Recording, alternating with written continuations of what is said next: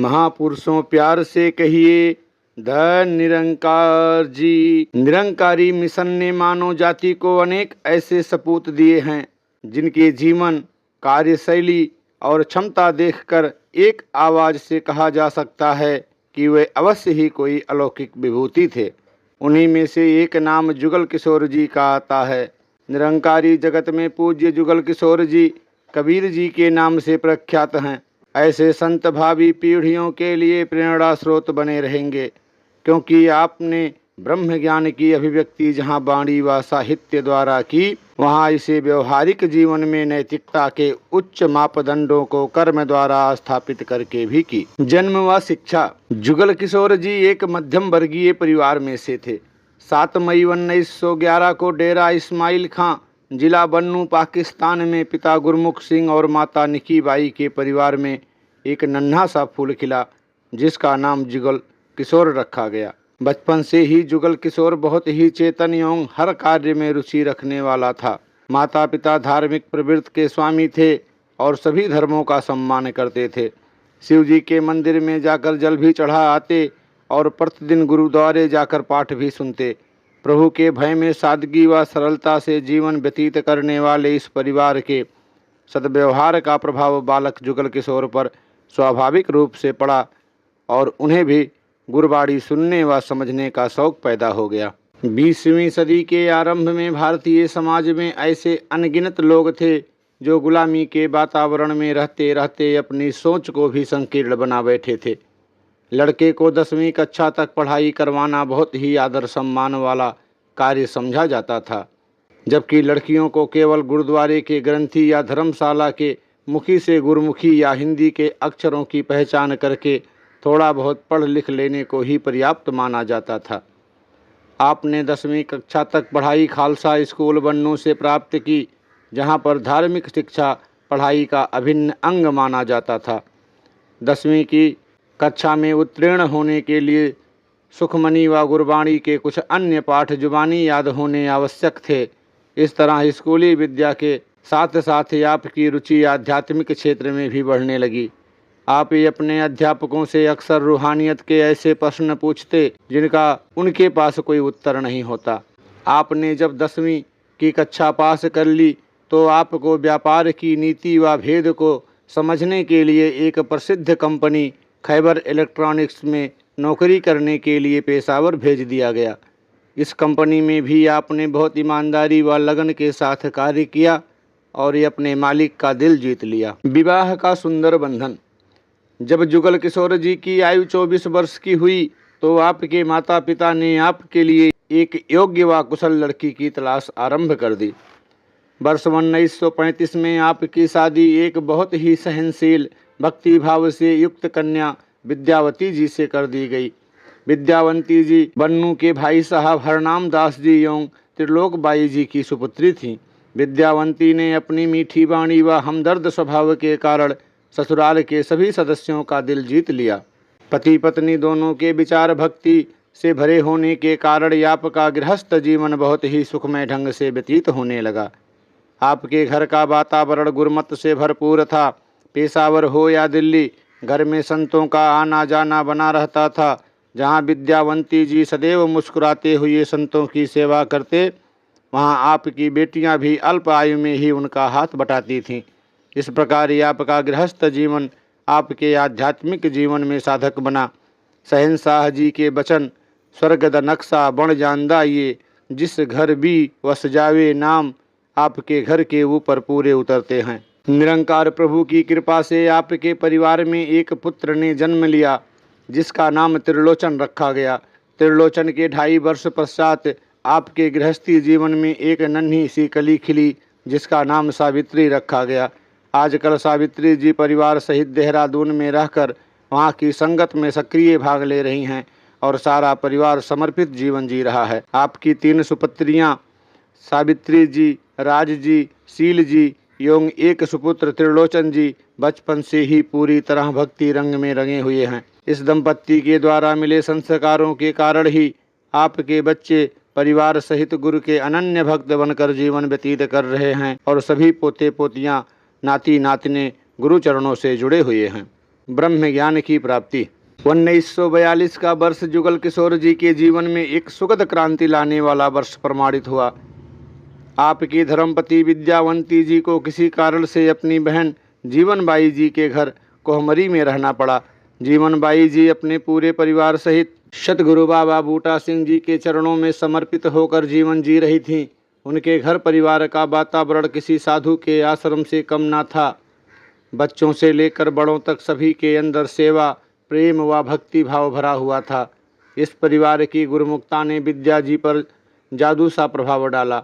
उन दिनों बाबा बूटा सिंह जी अपने परम भक्त अवतार सिंह जी व अन्य शिष्यों के साथ कोहमरी आए हुए थे। सतगुरु के दर्शनों के लिए कई महापुरुष भी वहां पहुंच गए। जीवनबाई जी किसी न किसी महापुरुष को अपने घर में बुलाती, उनकी तन मन धन से सेवा करती और घंटों प्रभु यश होता रहता। सफ़ेद पोशाक पहने ये संत महापुरुष विद्यावंती जी को किसी देवलोक के वासी लगे। वह भी इनकी ज्ञान गोष्ठी को बहुत ध्यानपूर्वक सुनती और मन ही मन सोचती कि कभी ऐसा दिन भी आएगा जब उनके घर भी यह ज्ञान गंगा बहेगी। भक्त की सच्चे हृदय की पुकार कभी व्यर्थ नहीं जाती। अपनी बड़ी बहन के घर ही विद्या जी की मुलाकात गुरबख्श सिंह जी, राजकवि गोपाल सिंह जी प्रेमी, जगत राम जी उड़ारू, बाऊ महादेव सिंह जी आदि महापुरुषों से हुई। उनके जीवन व चरित्र से प्रभावित होकर विद्यावंती जी ने बाबा बूटा सिंह जी के चरणों में शीश झुकाकर ब्रह्म ज्ञान की दात प्रदान करने के लिए विनती की। बाबा जी तो पहले ही ऐसे जिज्ञासुओं की खोज में थे। उन्होंने इनकी विनती स्वीकार की और कुछ क्षणों में ही इस सर्वव्यापक निरंकार के दर्शन करा दिए। निरंकार का बोध होते ही आपकी आत्मा खुशी से झूम उठी और आप इस निरंकार के सुमिरन में खो गई। ज्ञान लेने के पश्चात विद्यावंती जी की तीव्र इच्छा हुई कि शीघ्र अतिशीघ्र अपने घर पेशावर वापस जाकर इस ब्रह्म ज्ञान की चर्चा अपने पति के साथ करें। विद्यावंती जी जब पेशावर वापस लौटी तो उनकी बदली हुई चाल ढाल व वाणी को देखकर जुगल किशोर जी चकित रह गए। विद्यावंती जी घर के कार्य करते करते तुहिं नंकार मैं तेरी शरण हाँ मैनू बख्श लो का सुमिरन करती रहती। विद्यावंती जी के मधुर स्वभाव व मीठी वाणी के कारण आपने भी ब्रह्म ज्ञान प्राप्त करने की इच्छा प्रकट की। इस समय तक सतगुरु बाबा बूटा सिंह जी अपने नश्वर शरीर का त्याग करके सतगुरु बाबा अवतार सिंह जी के रूप में प्रकट हो चुके थे। बाद में इन्हें ही प्रेम से सभी महापुरुष शहंशाह जी कहकर संबोधित करने लगे। आपने शहंशाह बाबा अवतार सिंह जी को अपने घर भोजन ग्रहण करने के लिए बुलाया। पति पत्नी दोनों ने दिल से सेवा की। भोजन के उपरांत आपने ब्रह्म ज्ञान की मांग की। विद्यावंती जी तो पहले ही इस क्षण की इंतजार में थीं। सतगुरु सदैव दयालु होते हैं। जुगल किशोर जी की विनती को स्वीकार करते हुए शहंशाह बाबा अवतार सिंह जी ने इस परमात्मा के दर्शन करा दिए। नासवान सृष्टि एवं अविनाशी परमात्मा की पहचान होते ही आपके मुख से गुरबाणी के श्लोक पानी की तरह बहने लगे। आप झूम कर गाने लगे। जल नहीं डोबे, तस कर नहीं लेवे, भाए ना साके जाले, यही है जिसे मैं ढूंढ रहा था, यही है जिसका वर्णन गुरबाणी में है। यह सौभाग्यशाली दिन 11 जुलाई 1943 का था। ज्ञान लेने के पश्चात तो आप इस सत्य के प्रचार में जुट गए। सच्ची बात को निर्भयता से कहना तो आपके स्वभाव में था ही, अब तो सच भी सामने था और कहने का साहस भी। आपकी इस निर्भीकता एवं कर्म व वचन में समानता को देखकर ही शहंशाह बाबा अवतार सिंह जी ने आपको इस समय का कबीर होने का वरदान दिया। इसके पश्चात आप निरंकारी जगत में कबीर जी के नाम से विख्यात हो गए। पेशावर में आप प्रतिदिन सत्संग में जाते, संतों महापुरुषों की सेवा में सदा तल्लीन रहते। इस समय तक ही आपकी पहचान कई महापुरुषों से हो चुकी थी। इन तपी त्यागी महापुरुषों में से थे लाभ सिंह जी, संत निरंकारी मंडल के प्रथम प्रधान, डॉक्टर देशराज जी, राम शरण जी, तकथमल जी, सरदार बूटा सिंह जी, जगत माता बुधवंती जी के भाई आदि। ऐसे तपी त्यागी महापुरुषों में आपकी भी गिनती होने लगी। आप एक सात्विक संत होने के कारण समाज में सत्कार की निगाह से देखे जाते थे। दिल की बात बिना किसी लाग लपेट के मुंह पर कह देना आपकी विशेषता थी। खान पान में सादगी व सात्विक भोजन, सच्ची बात कहने की दिलेरी व अस्पष्टवादी स्वभाव के कारण लोग आपकी बात पर अपना फैसला बदल लेते थे। आपका जीवन ब्रह्म ज्ञान के रंग में पूरी तरह रंग चुका था। आपका मानना था कि ब्रह्म ज्ञान की संभाल ब्रह्म ज्ञान की प्राप्ति से भी कठिन है। ब्रह्म ज्ञान को श्वास श्वास जीना ही ब्रह्म ज्ञानी की पहचान होती है। गुरु घर की सेवा। देश के विभाजन से पहले आप पेशावर में एक कंपनी में अकाउंटेंट का काम करते थे। स्कूल के दिनों से ही आप गणित व अंग्रेजी में बहुत दिलचस्पी लेने वाले विद्यार्थी थे। देश के विभाजन के पश्चात आप देहरादून आकर बस गए। यहाँ ऐसे ऐसे आपकी मुलाकात माता मदन कौर जी, पूज्य माता सविंदर कौर जी की माता जी एवं उनके पति श्री गुरमुख सिंह जी, माता इकबाल कौर एवं भाई साहब बुद्ध सिंह जी आदि महापुरुषों से हुई। जब इन्हें पता चला कि हृदय सम्राट शहंशाह बाबा अवतार सिंह जी दिल्ली के पहाड़गंज क्षेत्र में रह रहे हैं तो आपकी प्रसन्नता का ठिकाना ना रहा। आपके प्रेम को देखते हुए शहंशाह जी ने आपको दिल्ली बुला लिया। उस समय शहंशाह जी पहाड़गंज के मुल्तानी टांडा की गली नंबर 2 में रह रहे थे। महापुरुषों ने इसी क्षेत्र के गली नंबर 5 में आपके लिए एक छोटा सा मकान ढूंढ लिया। यहाँ आकर हर रोज़ सतगुरु के दर्शन करने एवं इलाही वचन सुनने का सुअवसर मिलने पर आप अति प्रसन्नचित्त रहने लगे थे। आपकी स्पष्टता व ईमानदारी की चर्चा पेशावर की भांति यहाँ भी होने लगी। आप पूरे परिवार सहित गुरु चरणों से जुड़ चुके थे। 24 सितंबर 1948 को शहंशाह जी ने संत निरंकारी मंडल की स्थापना की। इसमें 7 महापुरुषों की एक कमेटी बनाई गई। इन 7 महापुरुषों को उस समय 7 सितारों के नाम से जाना जाता था। मंडल में आपको लेखा जोखा विभाग सौंपा गया तथा कोषाध्यक्ष की सेवा दी गई। आपने पूरा जीवन इस सेवा को पूर्णतया तन्मयता से निभाया। ईमानदारी व अस्पष्टता। संत जुगल किशोर जी मानते थे कि ब्रह्म ज्ञान की प्राप्ति तो भले ही गुरु मिलने के बाद कठिन ना हो, परंतु इसकी संभाल कठिन है। उनका कहना था कि ब्रह्म ज्ञान लेने के पश्चात ज्ञानी की आत्मा भले ही इस निराकार ब्रह्म में लीन हो जाएगी, परंतु यदि वह सतगुरु के बताए मार्ग पर ना चला तो जीवन में मुक्ति का आनंद प्राप्त नहीं कर सकता। जुगल किशोर जी का स्वभाव सत्य प्रिय होने के कारण कुछ लोगों को कठोर सा लगता था, पर वस्तुतः आप सही अर्थों में गुरु घर के धन के रखवाले थे।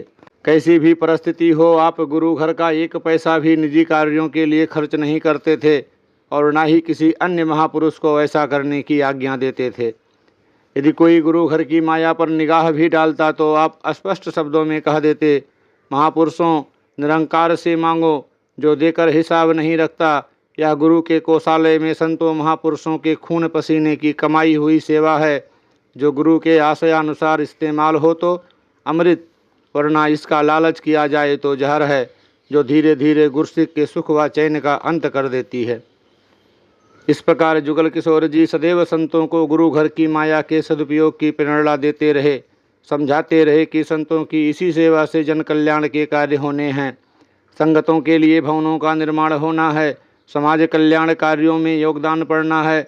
गुरसिक तो अपनी हक की कमाई में से गुरु घर की सेवा में योगदान डालते रहते हैं। जिन घर परिवारों में सेवा होती रहती है वहाँ सुखों का प्रवाह भी निरंतर चलता रहता है। पाकिस्तान से आए संतों महापुरुषों के पास उस समय दुनियावी धन का अभाव था। अपना सब कुछ पाकिस्तान में छोड़ आने के पश्चात भारत में नए सिरे से जीविका कमाने के साधन ढूंढते थे। इस कठिनाई के समय भी आप प्रवचनों में एक ही बात पर जोर देते कि यह समय हमारी परीक्षा का समय है। समय तो निकल जाएगा, परंतु हमने अपने ईमान को कभी डुलायमान नहीं होने देना, अपने भक्ति के दामन को दागी नहीं करना। यदि कोई महापुरुष बाजार से मंडल का सामान खरीदने गया और वापसी पर अपने चाय पानी या सफ़र का खर्चा हिसाब में डाल दिया तो आप उसे समझाते कि महापुरुषों, गुरु घर हमारे अपने घर की तरह है। घर का सामान लाते हो तो यह खर्चा किससे लेते हो? ये खर्चा आप करके आप जो सेवा का बीज डाल रहे हो, यही फलदार पेड़ बनकर आपको इतने सुख देगा कि आप कभी उनके बारे में सोच भी नहीं पाओगे। सतगुरु की सेवा सदा सुखदायी। जुगल किशोर जी के यह सिद्धांत अपने परिवार पर भी लागू थे। एक बार आपकी पुत्र वधू कमलेश जी मंडल के दफ्तर से किसी रिश्तेदार को टेलीफोन करने आई। जब आपको पता चला तो आपने उसे अपने ऑफिस में बुलाकर पूछा कि क्या उसने टेलीफोन के पैसे नमस्कार वाली गुल्लक में डाले हैं। उस समय टेलीफोन कॉल के 25 पैसे लगते थे। आपने उसे अपनी जेब से 25 पैसे निकाल कर दिए और कहा कि इन्हें गुल्लक में डाल दो। जुगल किशोर जी वसूलों के पक्के थे। बात उन दिनों की है जब आपकी बेटी राज की सगाई श्याम सुंदर जी के साथ हो चुकी थी। एक दिन आपके दामाद श्याम सुंदर जी आपकी पत्नी विद्यावंती जी के साथ आपको मिलने मंडल में आए। अपनी पत्नी के कहने पर आपने अपने दामाद को कोका कोला तो पिला दिया, पर साथ ही पत्नी से कोका कोला के पैसे गुल्लक में डलवा दिए। उन्होंने मंडल का एक पैसा भी कभी अपने निजी कार्यों या परिवार के लिए प्रयोग नहीं किया। अपने परिवार को सदा सेवा करने का ही रास्ता दिखाया। एक बार आपकी बेटी राज आपके साथ मालवीय नगर में सत्संग करने गई। वहाँ उस बच्ची ने बहुत मनमोहक गीत सुनाया। वापसी पर आपने अपनी बेटी को इनाम की राशि में से सभी महापुरुषों को आइसक्रीम खिलाकर आशीर्वाद लेने को कहा।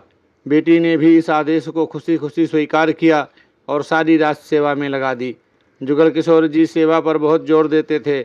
आप ये अपने प्रवचनों में फरमाते कि सद्गुरु अंतर्यामी है, इससे कुछ छुपा नहीं है। यदि आपकी जेब में कम पैसे हैं तो अपनी हैसियत के अनुसार सेवा करें। सेवा में भावना प्रधान होती है, ना कि राशि। यदि आप कम रकम भेंट कर रहे हैं तो भी इसमें शर्म करने की ज़रूरत नहीं। आपको जो कुछ प्रभु ने दिया है उसमें से कुछ छिपाएं नहीं। देने वाले को पता है कि आपको कितना दिया है, इसीलिए सेवा में दिखावा नहीं, भावना चाहिए। आप इस बात की ओर विशेष ध्यान देते कि गुरसिखों की भेंट एक बार सीधी गुरु तक पहुंच जाए। उन दिनों रसीद बुक नहीं हुआ करती थी। प्रचारक महात्मा अपनी नोटबुक में ही भेंट की रकम लिख लिया करते थे और जब दिल्ली आते या सतगुरु से भेंट होती तो नमस्कार की माया ज्यों की त्यों अर्पण कर देते थे। कितनी भी बड़ी आवश्यकता क्यों ना हो, गुरु की भेंट में से एक पैसा भी निकालना अमानत में खयानत समझी जाती थी। आपने ऐसी भावना ही सभी गुरसिखों में भरी। एक बार आप सत्संग करके निरंकारी कॉलोनी वापस आ रहे थे। रास्ते में गाड़ी का पेट्रोल खत्म हो गया।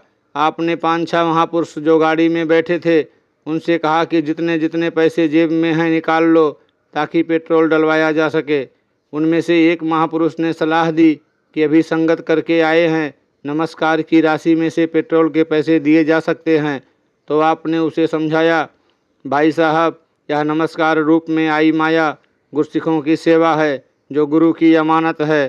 पहले बाबा जी के चरणों में भेंट की जाएगी, फिर जैसा आदेश होगा इस्तेमाल होगी। याद रहे, गुरु प्रेम की भावना से की गई सेवा का धन इस्तेमाल करने का अधिकार किसी गुरसिख को नहीं। उन महापुरुषों ने आपका धन्यवाद किया और कहा कि हमने तो कभी इस प्रकार सोचा भी नहीं था। निष्काम सेवा। जुगल किशोर जी सदा निष्काम सेवा करने के लिए कहते। आप समझाते कि सेवा का फल सद्गुरु को देने दो, यह हमारी कल्पना से भी अधिक होता है। अकला सोचा पहुँच न सकण, मेरा दी बेहदी ते, मेहर करे जे आप स्वामी, रंक बहाले गद्दी ते। अर्थात सद्गुरु की दयालुता की कोई सीमा नहीं होती। वह कुछ दे देता है जो हमारी अकल व बुद्धि से परे होता है। गुरु चाहे तो एक कंगाल पुरुष को राजा बना दे। सेवा में कोई शर्त नहीं होती। जैसे अपने परिवार पर खर्च करके बदले में वापसी की आशा नहीं करते, उसी प्रकार गुरु की सेवा करके गुरसिख भी उसे भूल जाते हैं। सेवा जीवन का सहज कर्म है। यही शिक्षा आपने अपने परिवार को भी दी कि परिस्थिति कैसी भी हो, घर आए संत का सत्कार अवश्य होना चाहिए। गुरुमत के दर्शन को क्रियात्मक रूप देने में आपकी धर्मपत्नी विद्यावंती जी ने बहुत साथ दिया। आर्थिक तंगी के दिनों में थोड़ा मिला तो थोड़ा खाकर भी दातार का शुक्र किया, और यदि 2 सूटों में गुजारा करना पड़ा तो उन्हीं कपड़ों को धोकर पहन लिया। ना कभी लोगों की रीस की और ना ही निरंकार से शिकवा शिकायत। सेवा का महंगा डाला हुआ बीज आज परिवार के सुखमय जीवन जीने का रहस्य है। सतगुरु तो गुरसिख द्वारा की गई सेवा का तिल भर भी नहीं रखता, बल्कि कई गुना बढ़ा कर दे देता है। गुरसिख भी गुरु के प्रेम में सेवा करता है, कोई मजबूरी समझकर नहीं। जुगल किशोर जी सेवा के विस्तृत ढंग समझाने में कभी संकोच नहीं करते थे। आप ये अपने प्रवचनों में अक्सर कहते कि हमने श्वास श्वास सुमरन वाली भक्ति की ओर बढ़ना है। इस उद्देश्य को प्राप्त करने के लिए हर गुरसिख को अपने अंतःकरण में झांकते रहना चाहिए, यह जानने के लिए कि हमने दातार की दातों में से कितने प्रतिशत दातार को अर्पण किया है। मन तो अपने आप को सही प्रमाणित करने के लिए कई दलीलें देता है, पर हमने ईमानदारी से स्वयं का मूल्यांकन करना है। यदि आपके पास धन की कमी है तो तन की सेवा में पूर्णतया भाग लें, और यदि तन में निर्बलता है तो धन से सेवा अवश्य करें, क्योंकि धन भी तो तन से ही कमाया जाता है। अतः सेवा में किसी प्रकार की शर्म नहीं करनी चाहिए, क्योंकि गुरु की सेवा सुखों की खान होती है। जैसे उपजाऊ धरती में डाला गया बीज पेड़ के रूप में प्रकट होता है, जिससे कई फल व फूल प्राप्त हो सकते हैं, इसी प्रकार सद्गुरु धरती धर्म है, जैसा कोई बीजेगा वैसा फल खाएगा। इस धरती में प्रेम, करुणा, सेवा, सत्कार का बीज डालना है। जो ऐसा बीज डालते हैं वह जीवन काल में भी और मरणोपरांत भी धन्य कहलाते हैं, यश को प्राप्त होते हैं। जैसे हम अपने सभी निजी कार्य बिना किसी के कहे या प्रेरणा से करते हैं, इसी प्रकार गुरु की तन मन धन से सेवा हमारे जीवन का सहज स्वभाव व अनिवार्य अंग बन जाना चाहिए। कहते हैं कि हर महान पुरुषों की सफलता के पीछे किसी नारी का हाथ होता है, परंतु यह कहना भी गलत नहीं कि हर गुरसिख को परोपकारी बनाने के पीछे भी गुरु की कृपा के साथ साथ उसके परिवार का सहयोग भी शामिल होता है। यदि परिवार की ओर से सहयोग न मिले तो परोपकार एवं सेवा में कई बाधाएं खड़ी हो जाती हैं और गुरसिख पूर्णतया समर्पित होकर सेवा नहीं कर पाता एवं घर गृहस्थी और भक्ति में संतुलन बनाने के संघर्ष में ही जीवन के अनमोल श्वास खो देता है। इस पक्ष से देखें तो जुगल किशोर जी बहुत भाग्यशाली संत थे। उनको अपनी पत्नी विद्यावंती जी का पूर्ण सहयोग मिला। आप तो जब दिल करता महापुरुषों को भोजन के लिए घर ले आते। विद्या जी मुस्कुराते हुए हर संत की सेवा करती और सेवा को अपना सौभाग्य मानती थी। शहंशाह बाबा अवतार सिंह जी जब पाकिस्तान से दिल्ली आ गए तो उनके दर्शन करने हेतु संत महात्मा दिल्ली आते रहते। उन दिनों दिल्ली में गिनती के ही संत थे।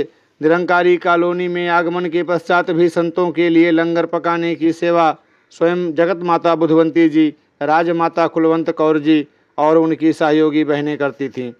उनमें एक विद्यावंती जी भी थे जो हर समय सेवा के लिए तैयार रहती थीं। यह बहनें सेवा के पश्चात सत्संग द्वारा प्रचार में भी योगदान देती थीं।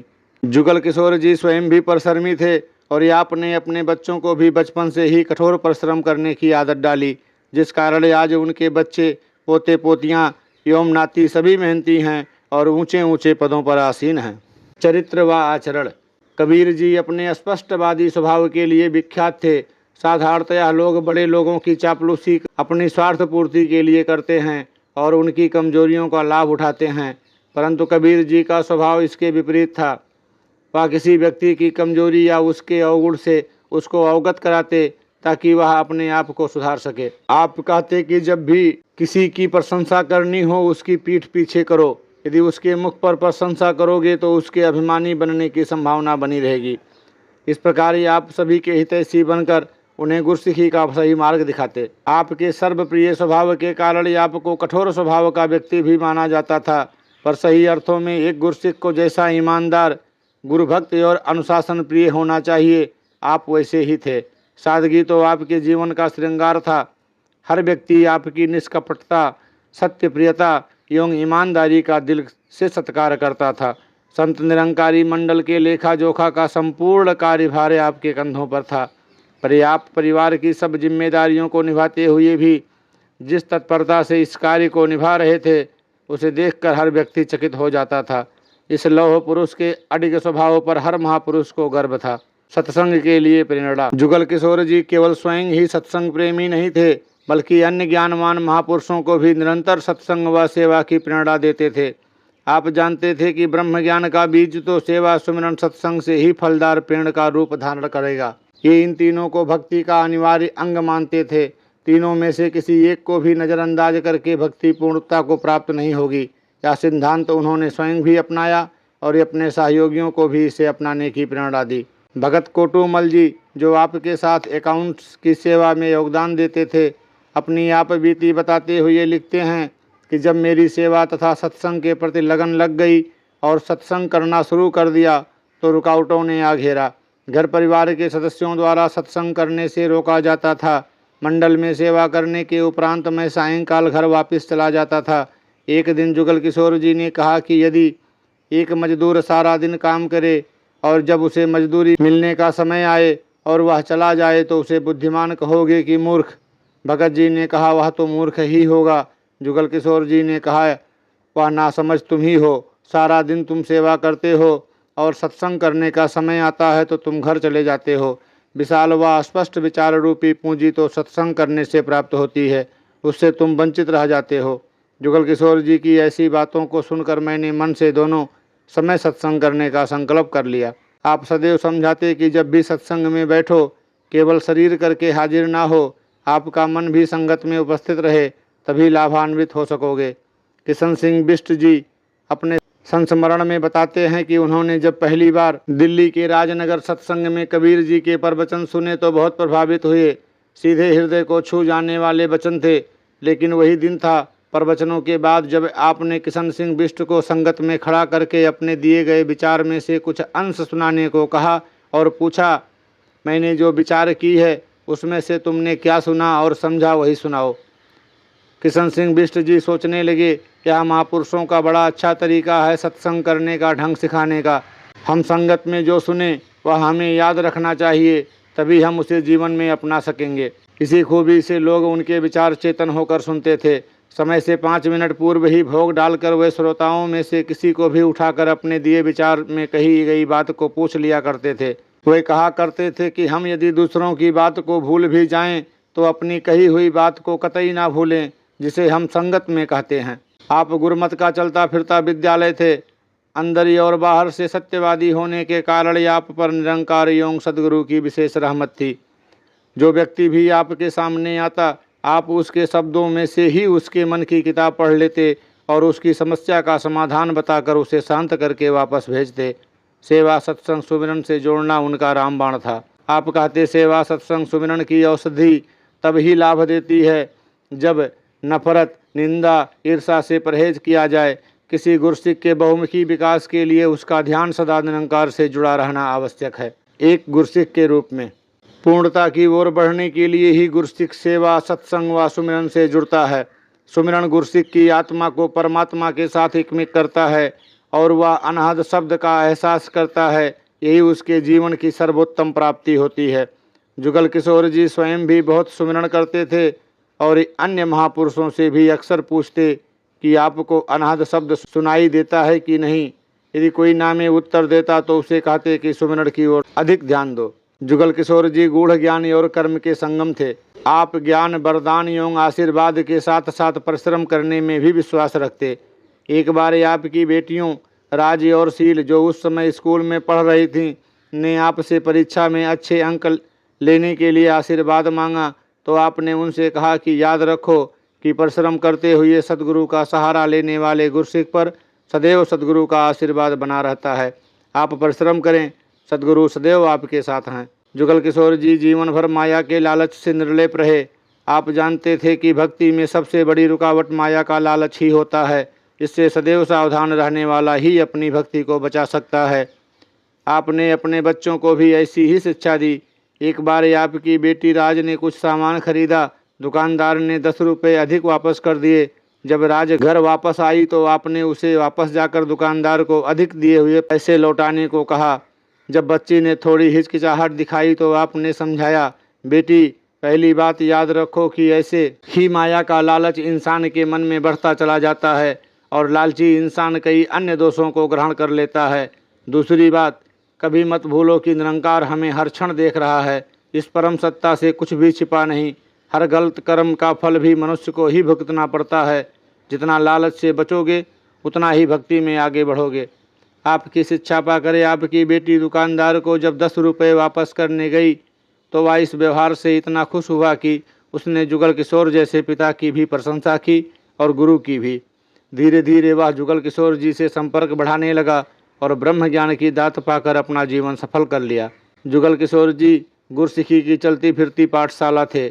जीवन के प्रत्येक क्षेत्र में आपने ज्ञान व कर्म को व्यवहारिक रूप दिया। आपकी पत्नी व बच्चे आपको पति या पिता से अधिक एक संत के रूप में मानते थे। वास्तव में आप संसार में रहते हुए भी संसार के प्राणी जैसे नहीं थे।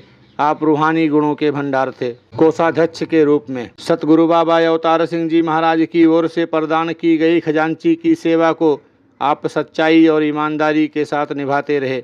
बाबा अवतार सिंह जी आपकी सेवा, ईमानदारी व सच बोलने के गुण देखकर आप पर बहुत प्रसन्न थे। संत निरंकारी मंडल का सारा हिसाब किताब आपके पास ही था। आप मासिक सेवा, पत्रिका का चंदा अथवा समागम सेवा आदि का भी पूरा दायित्व सफलतापूर्वक निभाते रहे। आपकी कार्य करने की क्षमता और कार्य पद्धति की प्रशंसा प्रबंधक आज तक करते हैं। संत निरंकारी मंडल के पहले कोषाध्यक्ष के रूप में आपने जो मर्यादाएं स्थापित की वह सराहनीय और अनुकरणीय रही हैं। आपने 30 वर्षों में सद्गुरु की जो तन मन धन से सेवा की, उसकी मिसालें आप हैं। हिसाब में वे पक्के थे। यदि कोई आकर यह भी कह देता कि यह खर्चा बाबा जी के हुक्म से हो रहा है, तो आप मुंह पर ही कह देते कि हिसाब तो मैंने देना है। एक कवि के रूप में आप एक प्रख्यात वक्ता ही नहीं बल्कि एक उम्दा शायर भी थे। खादिम के उपनाम से आपने कई प्रभावशाली रचनाएं भी लिखीं। आपकी कलम से निकलने वाले शेर प्रायः सुप्त हृदयों के तारों को भी झंकृत कर दिया करते थे। सद्गुरु का यश फैलाने के लिए आपने एक बार मिलाप समाचार पत्र में एक लेख सच्ची दास्तां दिया। आपके कर्म की संपन्नता तथा मान की निर्धनता, आकाश की ऊंचाइयों को छूने वाले विचार और संतों की चरण रज से चमकने वाला मस्तक, यह आपके व्यक्तित्व की महान पहचान बन गई। आपकी कलम से निकलने वाले शेर अनजान हृदयों को ब्रह्म की ओर प्रेरित करने वाले सिद्ध होते थे। अपने सद्गुरु के उपकारों को पंजाबी में लिखी कविता में आप यूँ बताते हैं, मेरे सतगुरु जी दा नूर इलाही है, इस दी मेहर ते परम गत पाई है, यही सतगुरु आप निरंकार है, शरण डिगियां दा होंदा उद्धार है, एक छिन बिच कर दा बेड़ा पार है, मैनू भी इस दी शरणाई है, इस दी मेहर ते परम गत पाई है। आपकी कविता की गहराई निम्नलिखित कुछ रचनाओं से जानी जा सकती है जो समय समय पर संत निरंकारी पत्रिका में प्रकाशित होते रहे। सर्वव्यापी सतगुर मेरा, घट घट अंदर बसदा, ऊपर तानिक नीली चादर, तारियां दा चन झसदा, फुल्लां दे बिच महक महक के भौरा दा दिल खसदा, रहमत तेरी लिशकां मारे हर जर्रा अज दसदा, दिसदा जो संसार है रब्बा तेरा खेड़ पसारा, चलदा हुक्म तेरे बिच जेहड़ा मैनू बहुत प्यारा, तेरी बस रजा द प्रीतम मैनू एक सहारा, ताइयों सागर प्यार दखादम मिलया पार किनारा। कविता मेरे सतगुरु दी महिमा में आप ब्रह्म ज्ञान प्राप्त करने के लिए प्रेरणा देते हुए लिखते हैं, चंद बिच कुनाली न जाए ढकिया, आओ लो जरा जन्म सुधार अपना, भक्ता नाल जिसने भी प्यार कीते, संवार लिए उसने परिवार अपना, माल छोड़ के करो बराबरी ना, लो छिन बिच देख कर तारे अपना, पापी लखां पे तरन दरबार अंदर, कम बिगड़या लो सवार अपना, लेख जुगल किशोर दा पढ़ करके, फिर भी दिल दे बिच विचार कर लो, जे कर मिलना साईं दे नाल होवे, हथ जोड़ के गुरु अवतार कर लो। गुरु दर पर मर मिटने की भावना आप में सदैव प्रबल रही। प्रभु इच्छा में जीना जीवन का लक्ष्य बन चुका था।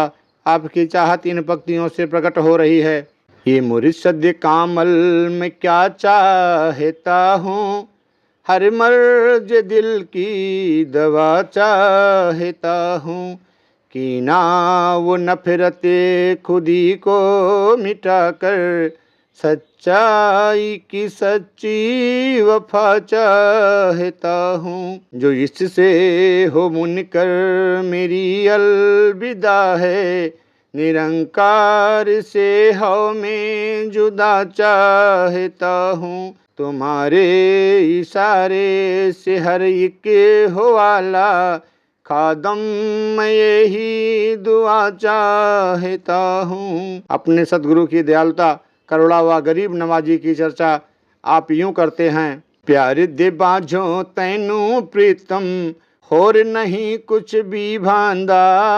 महल चौबारे छण के किधरे जुगियां दे बिच जांदा। ते सदियां लंबी आस किसे दी ऐदा जा पूंगा दा। डुल डुल पैदा ये प्यार जिन्हा चो झूठे बेर वो खांदा।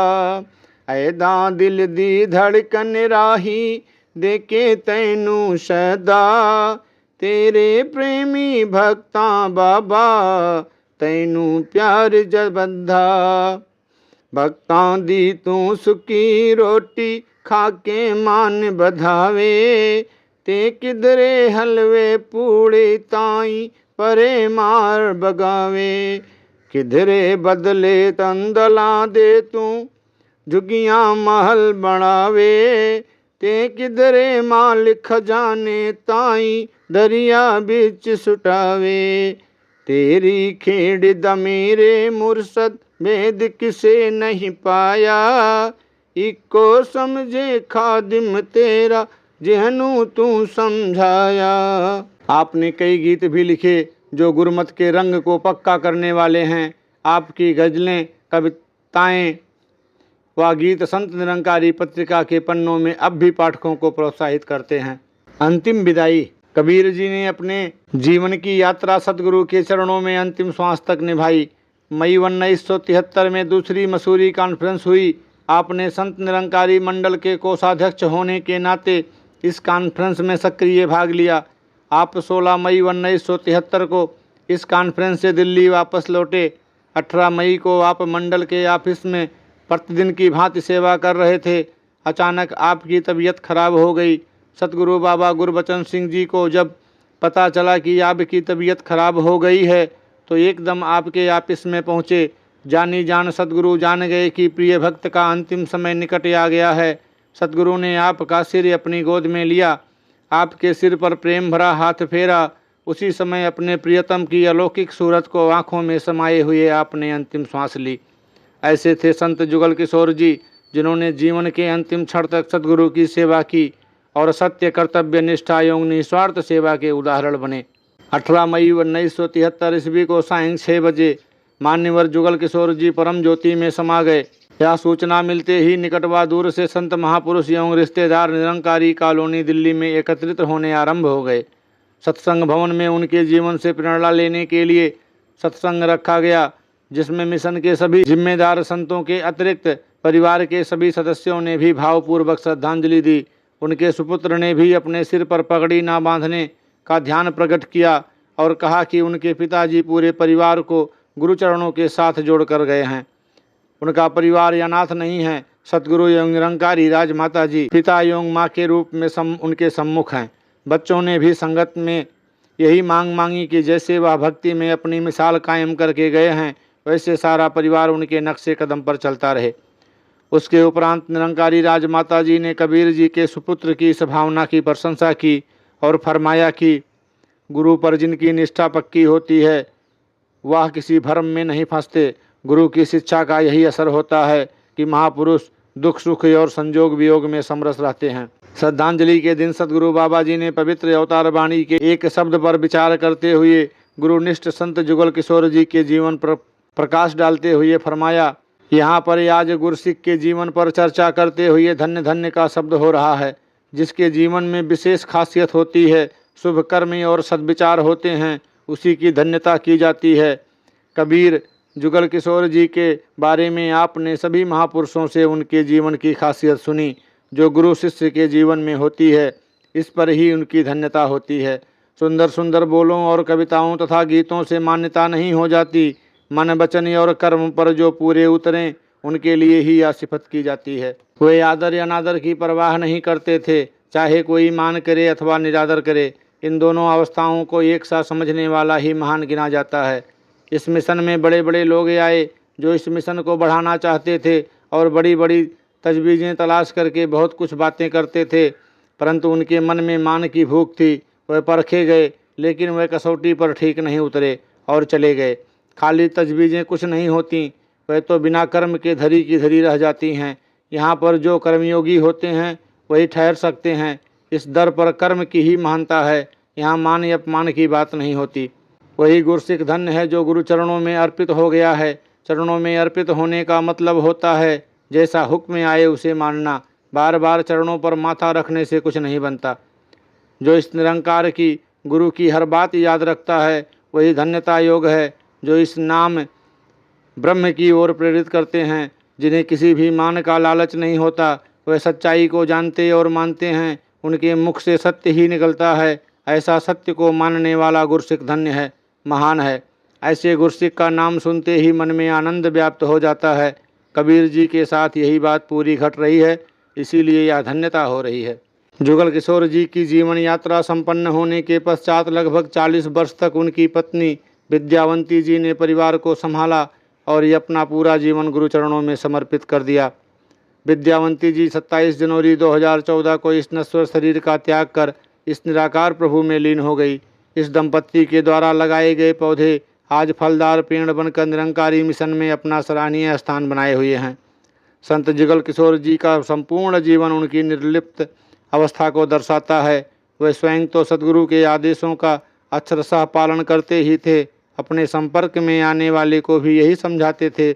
आपका नैतिक और कर्ममय जीवन अनंत काल तक गुरुमत के पथकों को राह दिखाता रहेगा। ऐसे संतों के बारे में ही लिखा है, गुरु सिक्खा तो मैं बलिहारी जिन्हा प्रीत निभाई। गुरु सिक्खा तो मैं बलिहारी जिन्हा खुदी मिटाई।